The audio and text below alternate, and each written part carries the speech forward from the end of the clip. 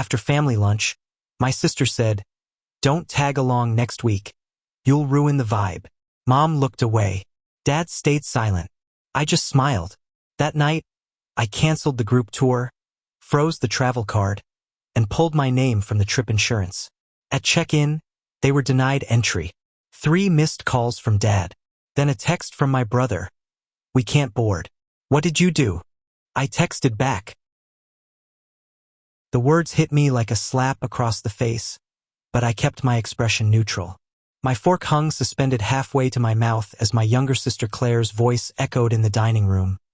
"Well, it's not like Henry really needs to come anyway. This is more of a family trip." Family trip. The irony wasn't lost on me. I was sitting at the very table where I'd spent the last 3 months planning every detail of this European vacation. The same vacation I'd researched obsessively, comparing hotels and tours until my eyes burned. The same vacation I'd quietly funded with my credit card because it's easier if we book everything together and you have the better rewards program. But apparently I wasn't family enough to actually enjoy it. The silence that followed wasn't the uncomfortable kind where someone jumps in to smooth things over. It was the deliberate kind, the kind where everyone at the table silently agrees to let the moment pass without consequence. My mother suddenly found her mashed potatoes fascinating. My father didn't even twitch. Not a single "come on, Claire," or "that's not fair." Nothing. I should have been surprised, but I wasn't. This was just the latest chapter in a story I'd been writing with my wallet for years. So I smiled. Not because I was okay with what she'd said, but because I refused to give them the satisfaction of seeing me crack. If I looked hurt, I'd be too sensitive. If I defended myself, I'd be making a scene. The smile was my armor. It let them think their words rolled right off me. But Claire's casual dismissal wasn't really about the trip. It was about years of being treated like the family's emergency fund with legs. The designated driver who never got too drunk because someone had to be responsible. The uncle who always picked up the dinner tab because you don't have kids, so you have more disposable income. The brother who got the couch during family gatherings because the guest rooms are for people with children. I was the family's Swiss Army knife, always useful, never essential. That night, I sat in my apartment staring at my laptop screen, and something inside me shifted. Maybe it was the way my father had avoided eye contact during dessert. Maybe it was how my mother had quickly changed the subject when I asked what time we needed to be at the airport. Or maybe it was just 28 years of being taken for granted finally catching up with me. I opened my browser and logged into the tour company's website. The confirmation page loaded, showing our group booking for 15 people. 3 families, multiple excursions, all tied to my credit card. With a few clicks, I canceled everything.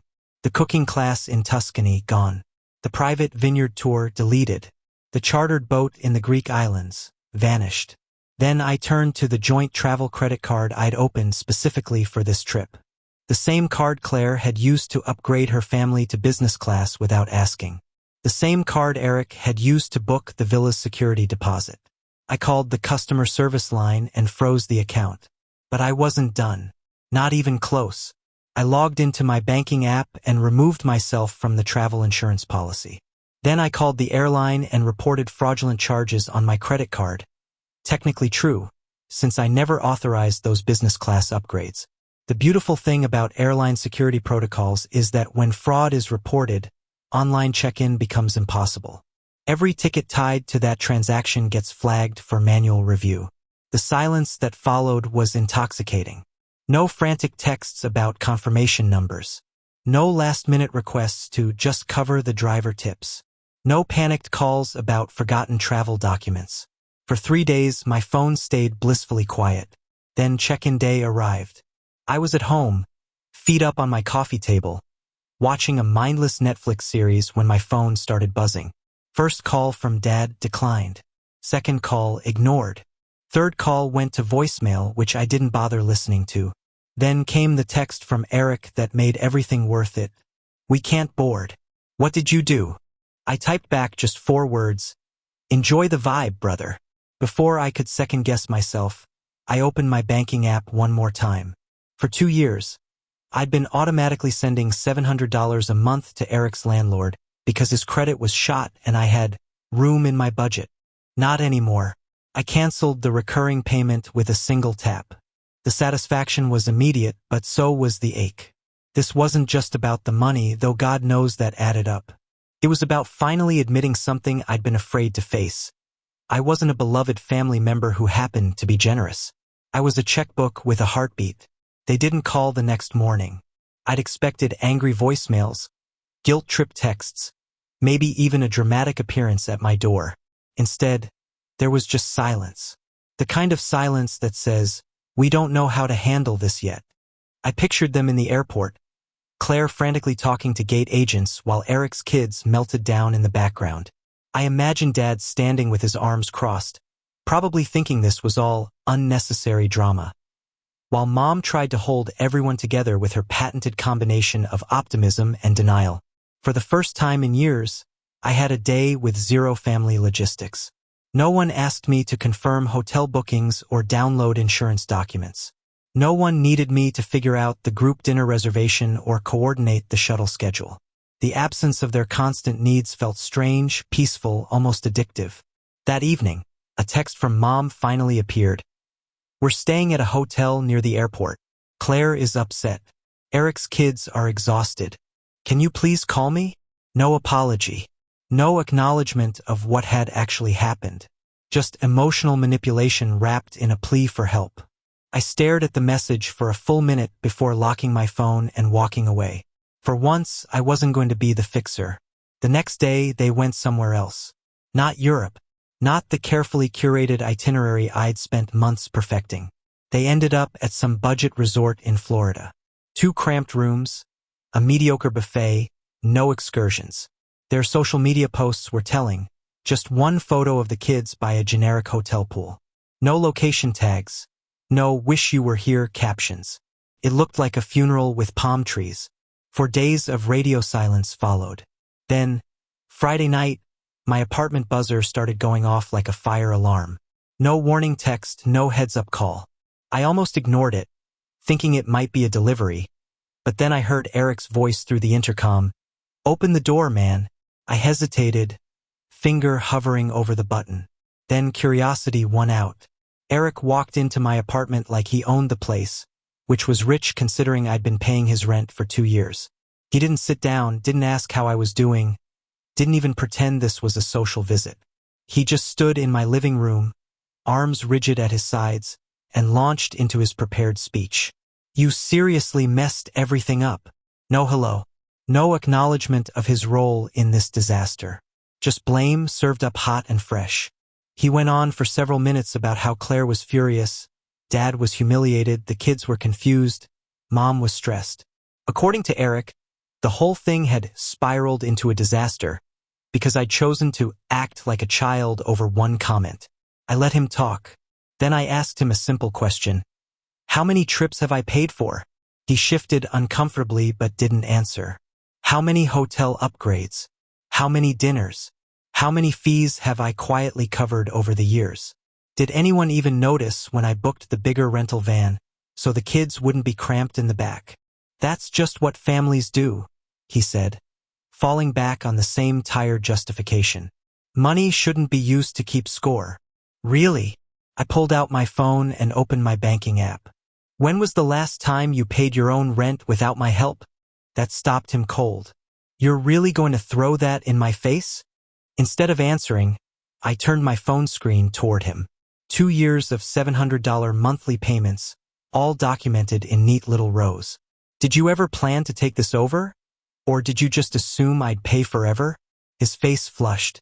"I thought you didn't mind. You never said anything." Exactly. That's when I surprised myself by admitting something I hadn't even fully realized until that moment. I wasn't angry anymore. I wasn't even hurt. I was just done. "I'm not the family ATM anymore," I told him. "You either treat me like a brother or not at all. But I'm not your wallet." He stood there for a long moment, looking like he wanted to argue but couldn't find the words. Finally, he just left. I locked the door behind him and blocked his number. That was the real break, the kind you don't come back from without fundamental change. A week passed in beautiful silence. No messages, no voicemails, no sarcastic family group chat memes from Claire. It was like someone had hit the mute button on my entire family, and the quiet felt like both punishment and relief. Then, Sunday morning, a simple text appeared on my phone. From Dad. Let's talk. Just you and me. I stared at those words longer than I should have. My first instinct was to ignore it, but something about the phrasing caught my attention. He didn't say, "We need to talk," or "You owe us a conversation." Just "let's talk." And just you and me. No group ambush. No emotional manipulation through Mom. "If you want to talk, come here," I texted back. He showed up an hour later. No delay, no excuses. Just knocked on my door like he'd done it 1,000 times before, though he hadn't been to my apartment in over a year. He was dressed in his version of casual but trying. Clean sneakers, tucked in polo, and the watch I'd bought him 2 Christmases ago that I'd never seen him wear until now. He didn't sit at first, just stood inside the doorway holding a small folder. No coffee, no gift, no Mama's backup. We ended up in the kitchen, him with his hands flat on the table, looking directly at me before he started talking. I didn't realize it had gone that far. I didn't respond, so he continued. "I thought you enjoyed planning things, that you liked being the go-to guy, that helping out made you feel important, included, that it was your thing, like cooking was Claire's or complaining was Eric's." I waited. We stopped asking if you were okay with any of it. Then he did something that caught me completely off guard. He apologized. Not in a sweeping, dramatic way designed to make me feel guilty for being upset. Just a quiet, direct acknowledgement. "I'm sorry we put so much on you and acted like you owed it to us." He told me that, after the airport incident, the family dynamics had shifted fast. Claire was blaming him. Eric was blaming Claire.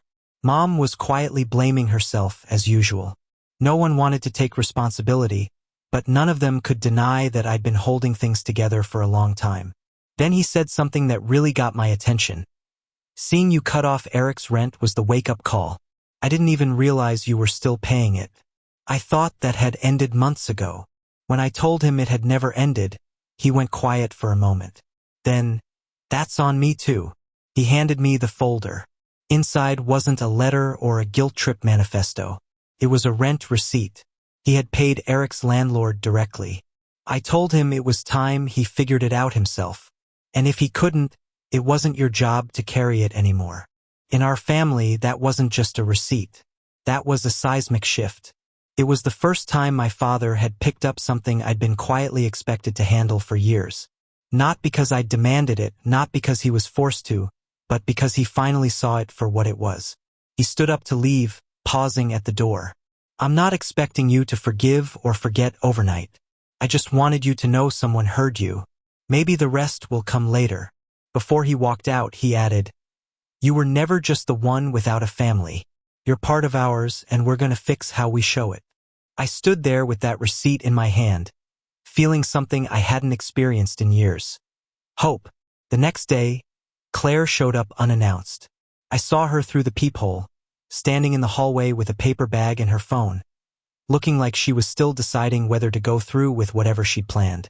For a second, I considered pretending I wasn't home, but curiosity won out again. She held up the bag.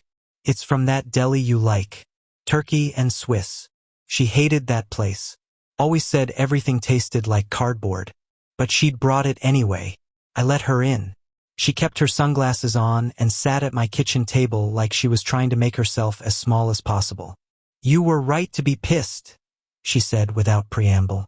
I was a complete bitch. I leaned against the counter and waited. I said something awful because I was mad at Brian and felt like I had to be the one holding everything together again. "And you were an easy target." She looked up at me for the first time. "You always were the safe one. The one who'd still show up, who'd still pay for stuff, still plan things. I knew you'd take the hit, and I did it anyway. That was new." Claire admitting fault without deflection or excuse. She told me that after they got denied at the airport, she and Mom hadn't spoken for the entire first night. Eric blamed her. Mom blamed herself.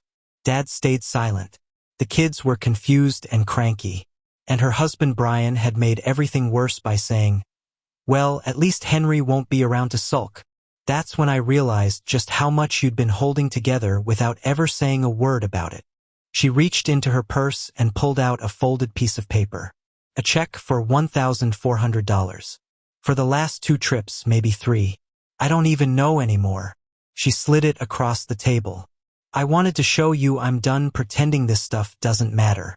Then she said something that completely floored me. I don't want my kids to think you're the uncle who pays for things. I want them to know you're part of us. And that we treated you like crap, and we're trying to undo it. That was the first time anyone in my family had said it that plainly. She stood to leave, pausing at the door. Eric's been quiet. I think he's embarrassed. I don't know if he'll say it, but he knows he messed up bad. Then, you should know. Dad made us sit down and go over everything. The money, the trips, everything you've done. He laid it all out, even brought receipts. I've never seen him do that. After she left, I sat at the table for a long time, staring at the check. I didn't even open the sandwich. That night, I did something I hadn't done in months. I texted in the family group chat. We need to talk. All of us. It'll be at my place. You'll listen first. The replies came faster than I expected. Eric, okay. Mom, we'll be there. Claire, just tell us when. And finally, Dad, I'll make sure everyone shows up. No deflections. No excuses. For the first time, they seemed genuinely afraid of losing me. And maybe that meant they were finally ready to keep me the right way. They showed up on time. Not staggered arrivals with traffic excuses. Not running 5 minutes behind texts. All of them standing outside my building 5 minutes early like people about to walk into a job interview. I buzzed them in without a word. They filed into my living room in single file. Claire looked nervous, trying to appear casual but failing. Mom brought banana bread in a Tupperware container but didn't offer to leave it. Eric gave me a nod and nothing else. Dad looked me in the eye and asked where to sit. I pointed to the couch and chairs. No small talk. No offers of drinks. I got straight to the point. I'm not your backup plan, I said. Not your safety net. Not the one who's expected to pay because he doesn't have kids or a mortgage. I'm not a resource. I'm your brother, your son, your family, and I've been treated like an accessory. I let that hang in the air. No one jumped in to defend themselves, which was already different. I paid for 3 vacations in the last 2 years. I paid Eric's rent for 24 months. I paid for Claire's flight upgrades, for tour packages no one remembered to thank me for. And then, when I was excluded from something I built and funded, not one of you said a word. You let Claire say it, you let me smile through it, and you all looked away. Eric spoke first. You're right. I knew I should have said something when Claire said that. I didn't want to get into it, and I didn't think you'd actually pull out. You counted on me not pulling out. That's the problem. He nodded. Claire pulled another check from her purse, smaller this time. It's not everything, but I told Brian we're changing how we do things. This is part of it. Then Eric did something I never thought I'd see. He stood up and showed me his banking app. A rent payment, sent directly from his own account to his landlord. I'm handling it from now on. It's long overdue. Mom's voice was quiet when she spoke. I didn't know how much we leaned on you until it all fell apart. I think I told myself it was because you had more money. But now I see we took more because we thought we could. And that's worse. Dad was last. I should have spoken up that day. I saw what Claire said and I said nothing because I didn't want conflict. But you're right. We made you carry too much for too long. That's done now. I looked at all of them, not just what they said, but how they said it. No defensiveness. No spin. No attempts to minimize what had happened. I'm not coming on the next trip, I said. Not because I'm angry, but because I need to see this change hold. I need to know this wasn't just a performance. No one protested. Claire nodded. Eric said, "That's fair." Mom looked sad but didn't argue. Before they left, Dad stood up. "Next vacation we plan with you, not around you, and we split everything equally. No exceptions." They left quietly. No jokes, no attempts to lighten the mood. Just understanding. When the door closed, I sat down and exhaled deeply. For the first time, they'd seen the version of me I'd kept buried under years of obligation. The version who could say no, who could walk away, who could demand better. And they'd listened. That felt solid. Real. 3 months passed. It was the quietest summer I'd ever had. No frantic texts about reservations. No last-minute demands for me to just book this since you're already online. No panicked calls from Eric about overdraft fees or Claire asking if I could just cover this one thing and I'll pay you back next month. I spent weekends hiking, reading, exploring the city. I didn't know anyone, my time, my schedule, or my wallet. It felt strange at first, like I was neglecting some essential duty. But after a while, it started to feel like something I hadn't experienced in years. Freedom. They went on a short trip in June without me. A lake house rental. Nothing fancy. Claire texted a picture of the kids by the water. Everyone in hoodies, hair messy, no filters. The caption just said, "Missed you." Wasn't the same. And I believed her. A week later, Eric texted me a screenshot of a bank transfer. Full rent payment from his own account. Took a second job. Working weekends. Not fun. But you were right about all of it. I didn't respond immediately. Not because I was angry, just taking it all in. Then one evening, Dad called. "We want to plan a vacation. This time we're doing it right. No assumptions. No, you've got it. Equal shares. Every penny split." I didn't say yes. I didn't say no either. I said I'd think about it. For once, that answer was enough for him. 2 weeks later, I found a padded envelope in my mailbox. No return address. Inside was a simple card, handwritten. "You always made things special for us. We never said thank you, so we're trying to catch up." Taped inside was a gift card to the bookstore I'd mentioned loving during a dinner conversation months ago. A detail no one had seemed to notice at the time. I found out later it was from Claire. That weekend, Mom texted, "Dinner Sunday. Just us. If you're free." I went. Same house, same table, same overly sweet iced tea. But everything else was different. Claire brought dessert. Eric brought wine. Dad helped with dishes without being asked. No one made jokes about money or schedules or how easy my life must be. Mom didn't hover or try to manage conversations away from potential conflict. She just looked across the table at me and said, "We're glad you're here." Toward the end of the night, Dad cleared his throat and handed me a thin manila folder. "This is for you. We had a talk, all of us. We figured it was time." Inside was a deed amendment. They'd added my name to the family cabin upstate, the one I'd helped renovate over the years, but was never invited to unless something needed fixing. "It's part yours now," Dad said. "Not because you paid for so much, but because you've been carrying more than we knew for longer than we realized." For a moment I couldn't speak. Not because I needed the property, but because of what it represented. Acknowledgement. Tangible, real, quiet, and honest. After they left that night, I stood in my kitchen holding that folder. They'd started to see me, not for what I could give, but for who I was. Not the backup plan, not the emergency fund, not the guy they could always count on without asking. Just Henry, their brother, their son, their equal. They're not perfect. They still interrupt each other, still overcook dinner, still forget things I say sometimes. But now when we talk about vacations, I'm part of the conversation from the first message. Costs are split automatically. No assumptions. Claire even asked if I wanted my own room or if I preferred a hotel nearby for some space. Eric offered to handle the driving. Dad asked for my availability first. Took a long time. Took pain. Took silence. It took drawing a line I wasn't sure I'd have the courage to hold. But now they listen. They ask. They respect. And for the first time in my adult life, I can say this without hesitation. I don't feel used anymore. I feel like I belong. The next time we all sat down to plan something together, it wasn't at my expense. We gathered at Claire's place, and she handed out a spreadsheet with costs already broken down evenly.